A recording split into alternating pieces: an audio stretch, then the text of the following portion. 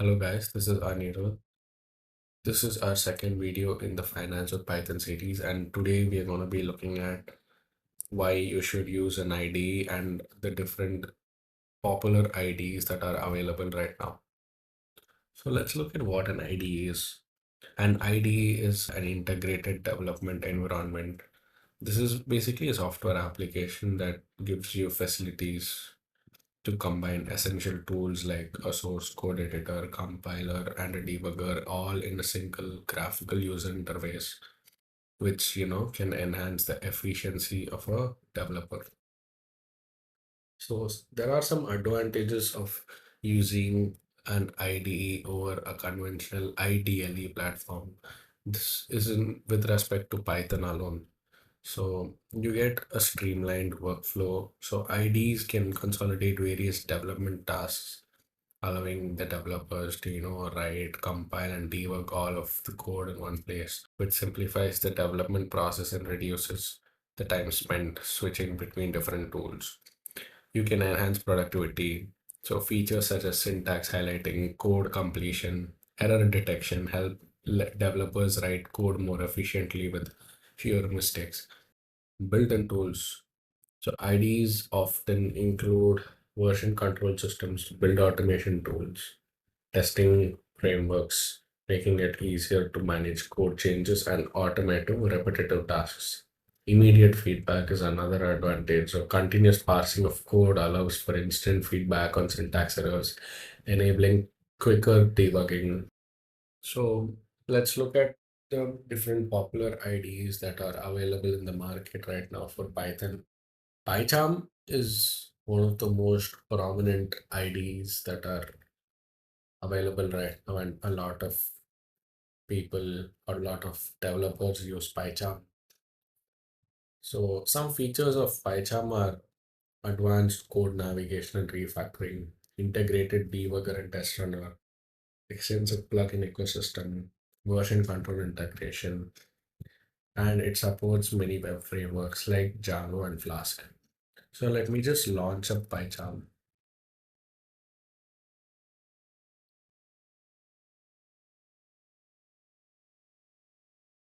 So this is how the interface of PyCharm looks like. It's visually appealing to the eye rather than the conventional ideally, which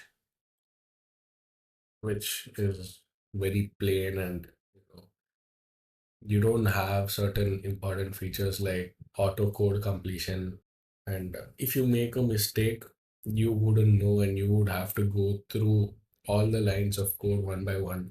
And when you have a large project with multiple lines of code, it becomes very difficult, to identify the error. But when you use an IDE, the IDE gives you feedback on the code that you have written so that it makes your job easier. This is a very good tool for beginners who have just started out. But then when you want to develop more complex projects, then it becomes very difficult to manage different files. In this, you can't see which file, you don't have a file organization system on the side, and you need to keep switching tabs to, access different parts of the code if they are stored in different files under the same folder. So that is one of the big disadvantages of this. And you don't have auto code completion, which is, very effective and makes our job as developers very easy. Even though it's lightweight, there are huge drawbacks to this. So that's why people generally do not use ideally for developing. The next ID that we're going to look at is VS Code. So VS Code is a lightweight, powerful open source editor that is available for all platforms like Windows, Mac, and Linux. So one of the main features of VS Code is it's lightweight and very fast, and it has an integrated terminal. Let me just show you the integrated terminal. Yeah.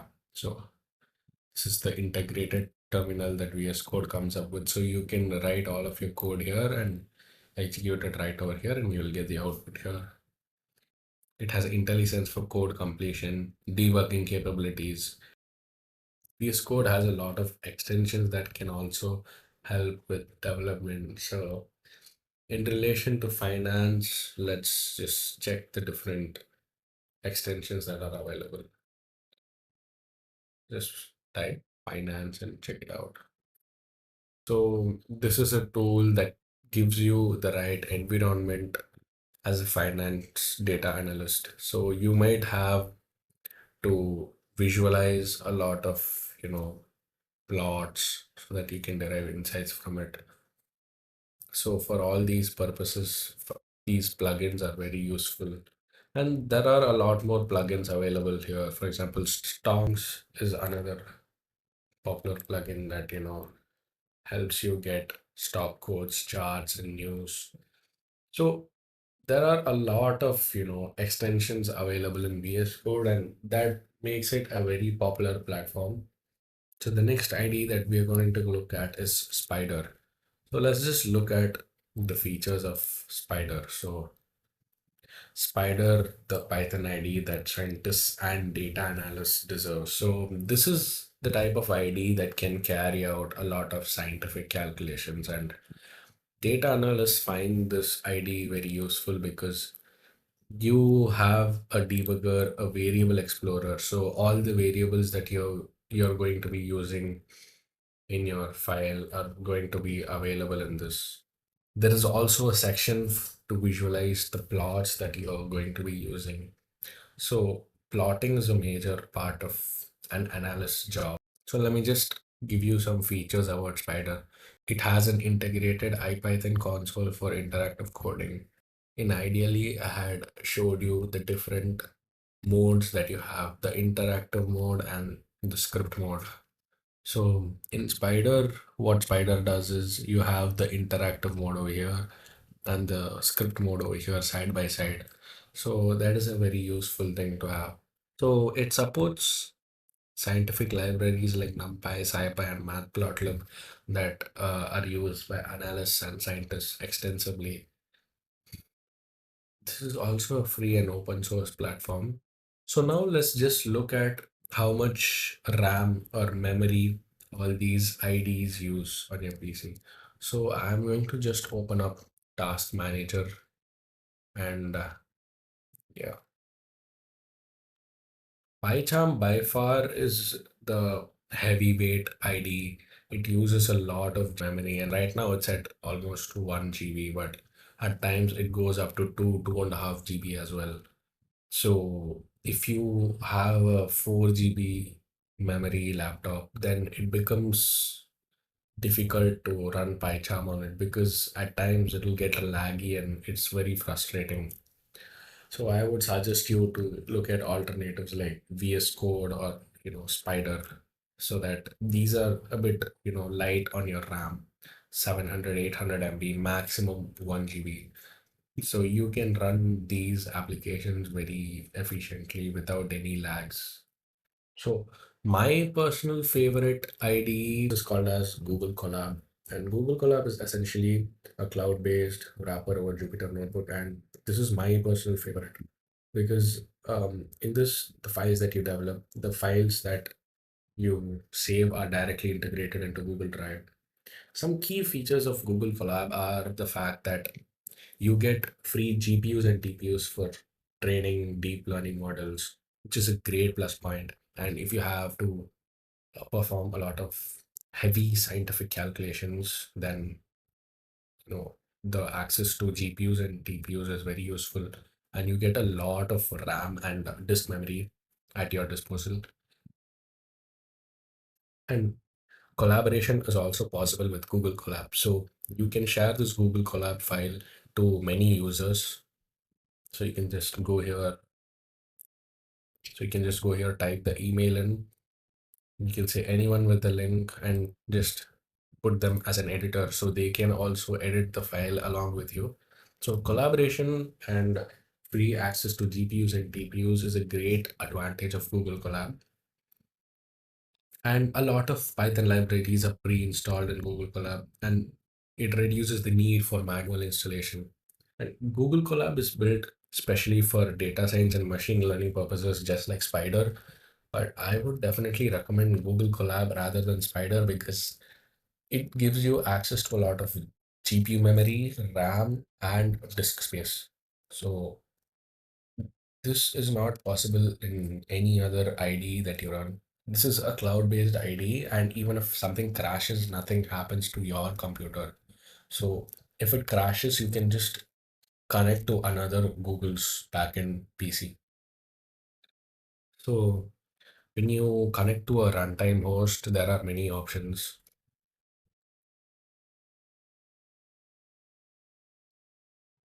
So there are many options of when you want to connect to a runtime type. So there is the normal CPU. You have access to a Tesla 4 GPU and a TPU.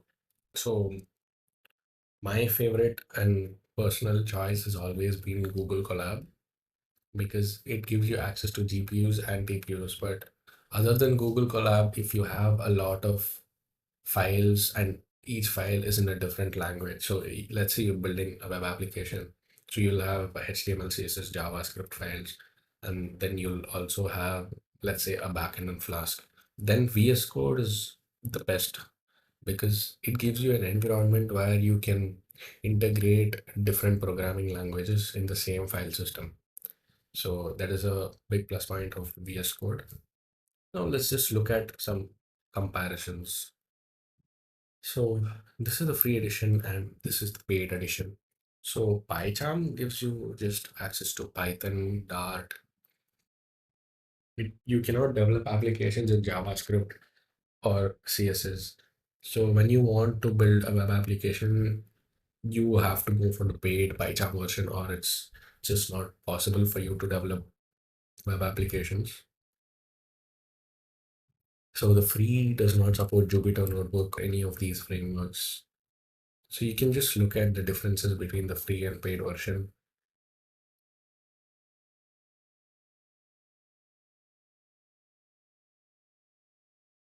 Another feature that I forgot to mention about Google Colab is that you get an AI assistant side by side. So when you type some code here for I in range and rent I, okay. So when you do this and you can just run it over here. And if you have some doubts regarding the code you have put or you're getting an error, you can just ask, hey, I am getting an error, resolve, resolve it. You can just tell that you're getting an error, resolve it. It acts like your AI personal mentor or coach, as you call it, gives you some certain recommendations, and you can just copy paste the code here or make the necessary changes, and it'll work. So I feel that is also a good plus point about Google Colab. So let's check this out. The spider advantage. Okay, as you have already seen, PyCharm occupies a lot of memory, and second comes VS Code, and third comes Spider. So they are arguing that Spider is sort of in the middle and gives you a sort of balance between uh, the power it consumes and the ease of use. But one thing I find conflicting with Spider is because I personally don't like the UI of Spider. I think it's very, very basic, and compared to PyCharm, it has a very bad UI. Whereas Google Colab gives you like a very good user interface, and it does not require power from your local machine either. All of it is fully cloud based, and even if a crash happens, nothing happens to your local environment. So there are a lot of advantages that come with using a cloud platform like Google Colab rather than a in-house ID on your local machine. So in comparison to PyCharm, Spider, and ideally Google Colab is the best for, data science purposes, or if you want to perform scientific financial calculations that require a lot of computations. And so for these reasons, I would highly recommend Google Colab as the best developing platform for finance related purposes. So choosing an ID always depends upon your use case. So if you're just going to develop only in Python, and it involves a lot of financial calculations.